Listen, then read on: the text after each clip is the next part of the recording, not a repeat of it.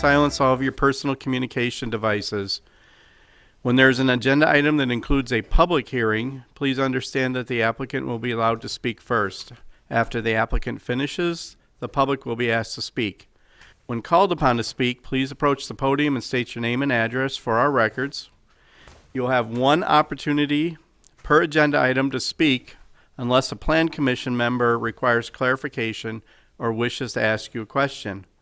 After the public finishes speaking, I'll invite the applicant back up to have a final statement for the Plan Commission, and then the Commission will take action on that particular agenda item. Thank you for your understanding. Now, on to the agenda. I see we have a quorum, so roll call, please. Mr. Bowen, Mr. Coulibaly, Ms. Davy, Here. Councilmember Ford, Mr. Kiefer, Here. Ms. Prop, Here. Ms. Shireman, Mr. Lowenstein, Here. Mr. Nichols, Vice Chair Mitchell, Here. Chairman Perry. Here. 6 present. Wonderful, thank you. First item on the agenda is the approval of the March 3rd, 2023 minutes. Plan Commission. Move to accept as written. Second. And we have a motion and second. Any discussion on the minutes? They Hey. were long. Long reading. So we have no discussion. I see no discussion, so we will take a voice vote. All in favor say aye. Aye. Any opposed, nay? Okay. Next item on our agenda is item number 1, public hearing. It's a conditional use permit request to establish an indoor food production land use at 714 Division Street. Jericho Road Ministries Incorporated is the owner and applicant. Have there been any site inspections? We have one, Ms. Davy. I will accept the staff report as part of the record. Can we have your summary, please? Thank you, Commissioner. So the applicant is requesting approval of a conditional use permit for an indoor food production land use at 714 Division Street. The indoor food production land uses are only permitted through conditional use permits in the UMU zoning district. The subject site is located on the east side of Division Street, just north of West Irving Avenue. According to the applicant, it was formerly utilized as a candle factory and was most recently used as a personal storage facility. The site is surrounded by a mix of single-family, multifamily, and commercial uses.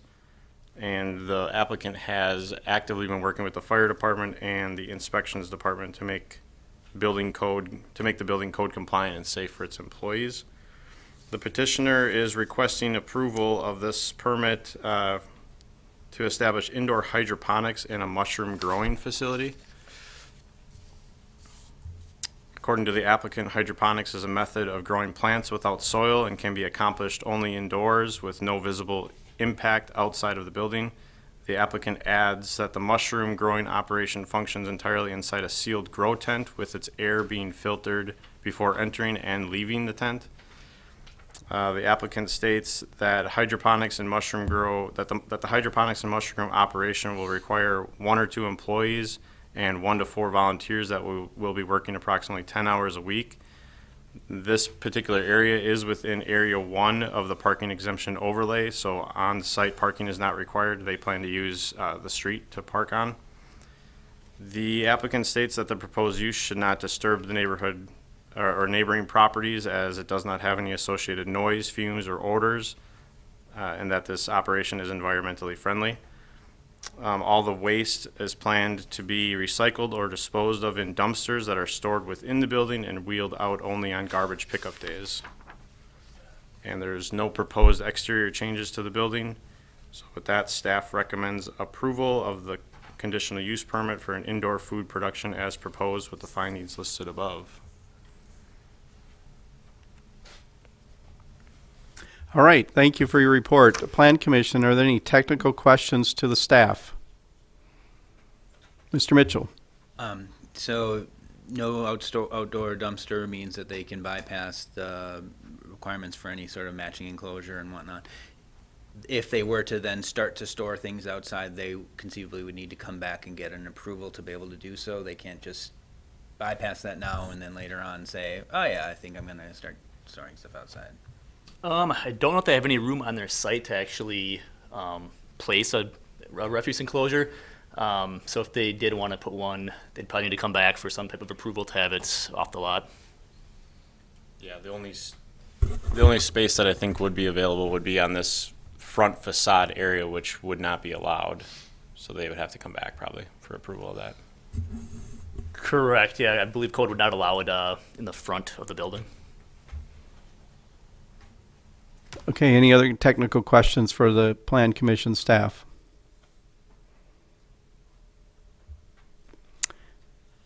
All right, seeing none, since this is a public hearing, I will open the public hearing and ask the applicant to make a statement. Is the applicant here? Please approach the podium and state your name and address for our records. Thank you. Hello, my name is Reverend Richie Cole. I live at N9586 Van Dyne Road in Van Dyne, 54979. The idea of this is to, one, provide additional food for our food pantry, fresh food, that currently we can get fresh food in season. This would be a way to provide fresh food year-round for the food pantry. It would also, an additional benefit would be that it would create an additional revenue stream. We are a nonprofit, and making ends meet is very, very difficult for us these days. So a chance to create another revenue stream is a blessing. And there is no byproduct or anything like that that would affect the community in any sort of negative way. And the additional benefit is that once we have established the procedures, exactly how we run things with the mushroom tent, then we are going to start using this as a way to work with addicts to try and reintegrate them back into the community, people who are in recovery. So, questions? Thank you. Appreciate it. Is there any other member of the public that wishes to speak on this agenda item? Any member of the public that wishes to speak on this agenda item? All right, seeing none, I'm going to close the public comment period. Since we didn't have anybody speak, we don't need a closing statement from the applicant. So Commission, Plan Commission, this is on you. Motion to adopt the recommendations as stated in the staff report. Second. We have a motion and a second. Is there any discussion on the motion? Ms. Davy?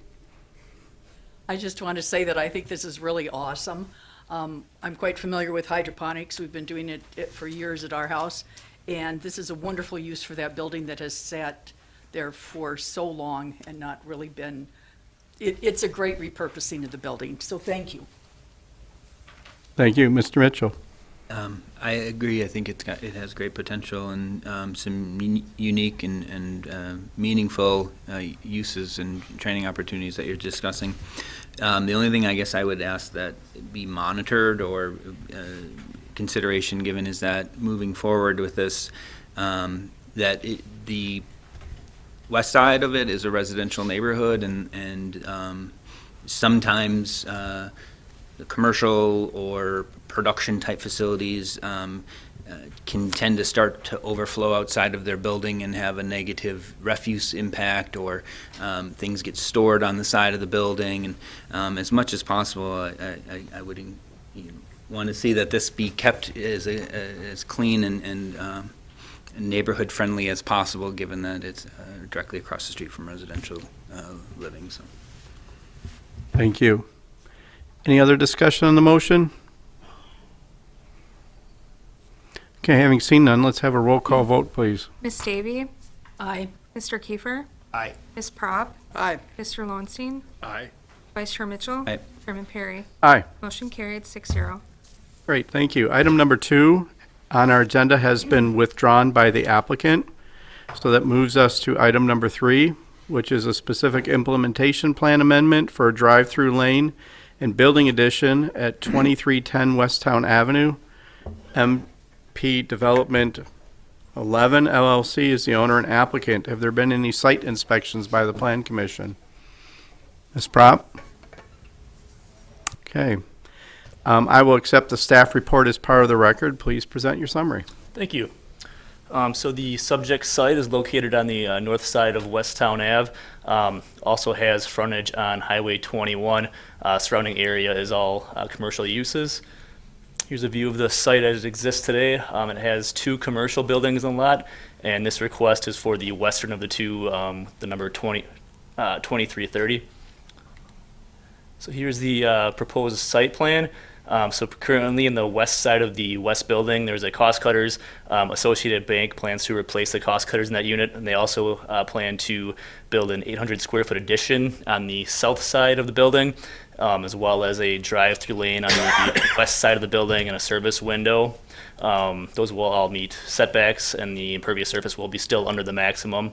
There'll be a slight reduction in overall parking, which is still over the code requirements. For signage, they're proposing two ground signs. There's a current PD for this site that limits the site to 1 ground sign. However, under the current code, they're allowed 1 along each frontage, and that would be consistent with neighboring commercial uses. So staff is supportive of amending that to allow a ground sign along each frontage. Here's the landscape plan. It is compliant with landscaping requirements for the building addition, as well as the added paved areas for the drive-through lane. Here are the proposed building elevations. So they will be exceeding the Class 1 material requirement of 50% for each facade. They'll be utilizing a combination of existing brick, new stone, and new glass to meet that requirement. Facades also show tenant signage, which appears to be under the maximum of 1 square foot per linear foot of building frontage, and signage to be addressed under a separate building permit. So with that, staff recommends approval of the SIP amendment with the findings and conditions in your staff report.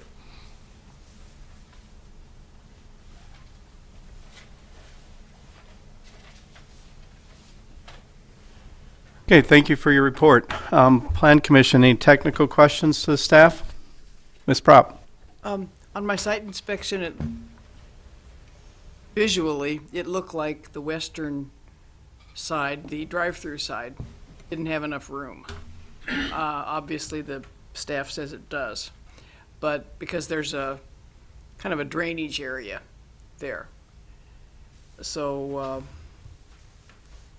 want to respond to that? Yep, based on the site plan, they are showing a 10-foot setback, actually I believe like 12 feet. The red line here is the 10-foot setback mark, and the pavement does not begin until after that 10-foot setback mark. So again, based on that, they do have sufficient space to meet that setback based Okay, on well, the site plan. where the blue line is, I mean roughly, the lot line, that's where this drainage area is that I'm talking about. You know, and it's not a ditch, but it's an obvious depression. But if it meets the requirements, it meets. Yeah, it's meeting setbacks, and they will need to submit final stormwater requirements during site plan review, so they may be shifting their drainage, and that'll be addressed during site plan review. Okay, all right. Mr. Mitchell? Are there plans at all for sidewalks on either side, not just with this particular development, but this entire block? I could be wrong, but I don't think there are sidewalks, and I feel like there are frequently people walking on the side of the road up there, which also happens to be a very wet area. Justin may have some information on sidewalks. I guess I was thinking on the other side, there might be on West Town. There's sidewalks. You're talking about the Highway 21 side? Yeah, Because right now there is sidewalks on West Town. Okay. As of right now, there is no plans to install sidewalks along Highway 21. on it. Thanks. Any other technical questions? I have one. So right now there is a drive-through that is at the front or the top of this building on West Town, but that will be redesigned so it goes onto the side. So the West Town, the west side. No, there's a drive-through that's still there existing. So we're adding a second drive-through. Correct. Yeah, there's an existing one on the east side of the site. I believe that's Papa Murphy's. So there will be a new one coming through, going to the north and wrapping around. Okay, can you go back to the aerial picture?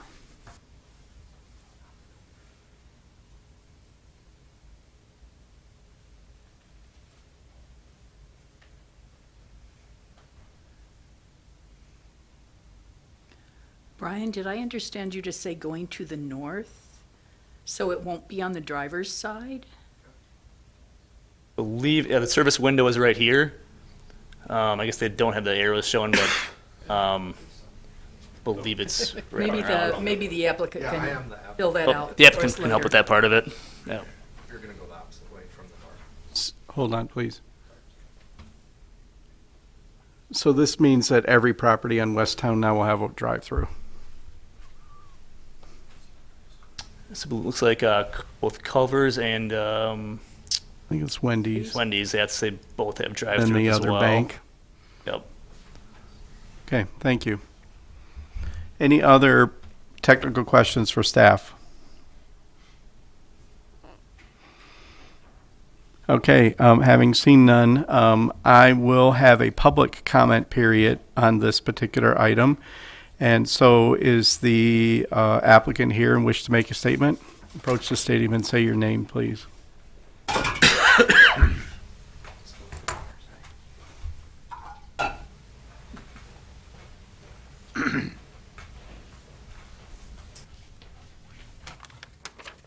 All right. Hello, my name is Eric Gebhardt, Gebhardt, and I'm an architect with Rinka Architects in Milwaukee. I live in Milwaukee at 3268 South Taylor Ave. Happy to answer any questions. From an access standpoint, we were planning on accessing the drive-through from the north side. So you're correct on that. And the first lane is a drive-up teller window.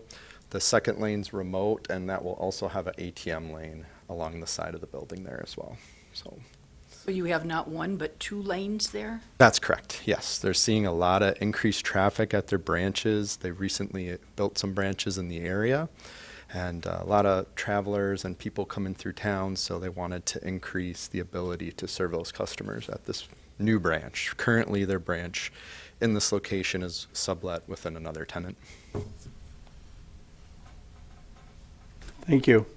Is there any other member of the public that wishes to speak on this agenda item? Any member of the public wish to speak on this agenda item? All right, I'm going to close the public comment period. I don't need a closing statement from the applicant, so commission, the action is upon you. Make a motion to adopt the findings and recommendations as stated in the staff report. Second. Okay, we have a motion and a second. Is there any discussion on the motion? Ms. Davy? Is there room for two drive-through lanes there? If the question was, before was, is there room for one? Now I'm very curious about, is there room for two? Believe there is they're matching the 24-foot drive-through lane drive aisle requirement. Looks to be matching up with what they're doing for the parking drive lane. But I don't believe we have a strict code requirement on drive-through lane width. It's only when there's accessing parking. In the area to the west, could go down the one lane after they come through through the ATM or whatever, the drive-up windows on the north side. I mean, that could be back down the one lane as they drive along the west side and exit. Yes, I believe that they could do it that way with kind of coming out with one vehicle at a time. Any other discussion on the motion? Mr. Mitchell? We allow, so the drawing there, it looks like that there's landscaping that goes into the setback area. That's fair game, right? Correct, yep. Oftentimes the setback area will be utilized for landscaping. So if Tom, for example, was really upset at the addition of a drive-through, he could request for additional landscaping in that area, hypothetically? Yes, you could request additional landscaping to kind of buffer that drive-through lane. Good.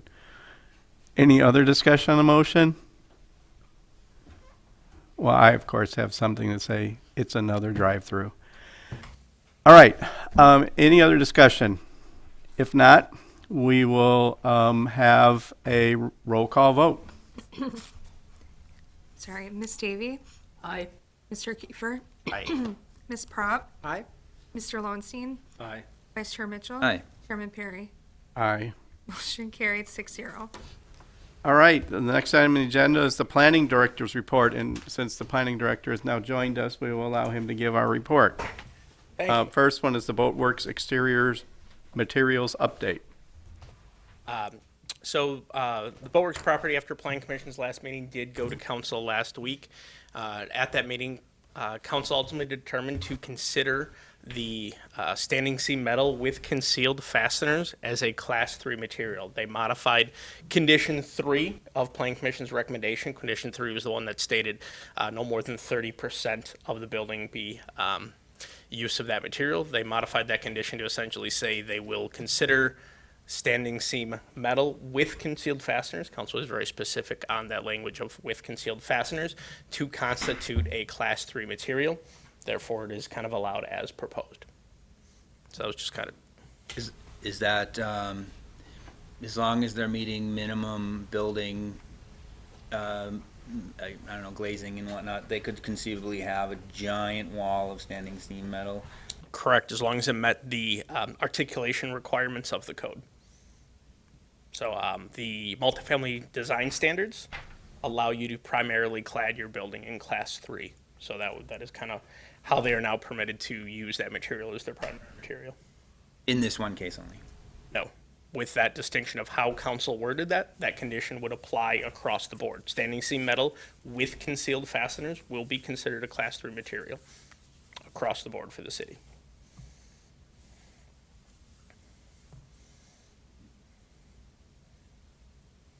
Any other questions for the planning director on this particular bullet point? Ms. Prop? I take it that this was not an official part of the zoning ordinance? Or are they able to unilaterally change the zoning ordinance? So they did not change the zoning ordinance. They essentially gave their interpretation of it. Staff had to do the interpretation of what class that is considered. Right. Council has weighed in that in their opinion, standing seam metal with concealed fasteners is Class 3 viable. So we'll use that interpretation moving forward. Okay. Any other questions for the planning director? All right, next one. Second update for you, at the council meeting last week, council did decide to table the Lake Butamore Drive development and asked staff to facilitate an additional neighborhood meeting. That meeting has been scheduled for April 10th at 6 p.m. here at City Hall in 404, 4 and 6. So we're kind of working through the process of, we got notices out last Friday for that meeting and kind of get everything ready for that meeting. It will then be on council as a action item April 11th, the following day. So council decided to table it to give an additional opportunity for public input on the project. Any questions from Plan Commission on that? Mr. Mitchell? I didn't have a chance to watch the meeting. Did they say that, hey, they just want a public hearing, or did they actually ask for what their specific outcome goals were for that, or specific things that they were hoping for? They did not list specific goals, just for an additional opportunity for public participation. Thanks. I know council is being noticed of the meeting and have the ability to attend. My understanding is there are some that may attend. Yeah. Any other questions on this particular item? All right, thank you for your report. You like this form? I do. All right, last item on our agenda. Oh, Ms. Davy. Can I ask one other question of our planning director while he's here? Not going anywhere, I'm still here. Yes. If we were to if the planning commission wanted to officially say that we had a time limit on comments, how would we proceed? We would schedule a plan commission workshop to discuss kind of the policies and practices that go along with plan commission, and this body could formally adopt that practice if they chose to. I would like to recommend that we do that. And I'm fine with that, to recommend that we do that. I've had some research myself on this. There's some things that we can and can't do and things that we would have to be careful about, but it's definitely worth the discussion. Yeah, we'll plan on scheduling. I know Tom and I had a chat earlier about kind of how that would look, what it could do, but we can adopt essentially, practices, policies of the Plan Commission. Council, for example, has a 5-minute limit on speakers.